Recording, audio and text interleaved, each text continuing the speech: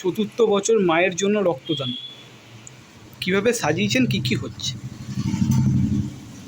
আগামী 8ই জুন 2025 বর্ধমান দুর্গাপুজো সমন্বয় সমিতি ও কলকাতা ফোরাম ফর দুর্গোৎসব আমাদের যৌথ উদ্যোগে চতুর্থ বছর এই মায়ের জন্য রক্তদান শীর্ষক একটা স্বেচ্ছায় রক্তদান শিবির অনুষ্ঠিত হতে চলেছে।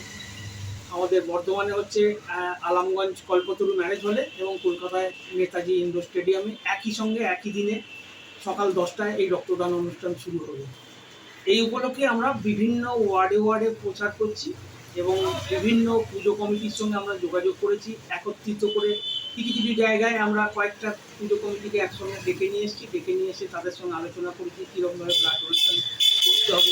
এই যে সাময়িক যে রক্তের সংকট চলছে সেখান থেকে আমরা বর্ধমান হসপিটালকে কীরকমভাবে সহযোগিতা করতে পারি সেই ব্যাপারে আমরা প্রত্যেক পুজো কমিটিকে জানাচ্ছি, তাদের আশ্বস্ত করছি এবং তাদের বলছি যে আমাদের রক্তদান করার জন্যে যাতে বেশি সংখ্যক রক্তদান করা যায়। গত বছরে আমরা প্রায় কলকাতা এবং বর্ধমান মিলিয়ে 3700 ইউনিট রক্ত সংগ্রহ করেছিলাম একদিনে। এটা পশ্চিমবাংলার রেকর্ড বলতে পারেন। তো যাই হোক, আমরা সেই বিষয়ে বিভিন্ন এলাকায় আমরা এই রক্তদানের উপরে প্রচার চালাচ্ছি। গোটা বর্ধমান জুড়ে আমাদের হোর্ডিং পোস্টারিংয়ের অ্যারেঞ্জমেন্ট করা হয়েছে। কল্পতরু ম্যারেজ হলে 8 তারিখে আমাদের ব্লাড ডোনেশন ক্যাম্প হচ্ছে। আমরা সকল বর্ধমানবাসীর কাছে অনুরোধ রাখছি, আপনারা আমাদের পাশে এসে দাঁড়ান, রক্তদান করতে সহযোগিতা করবেন।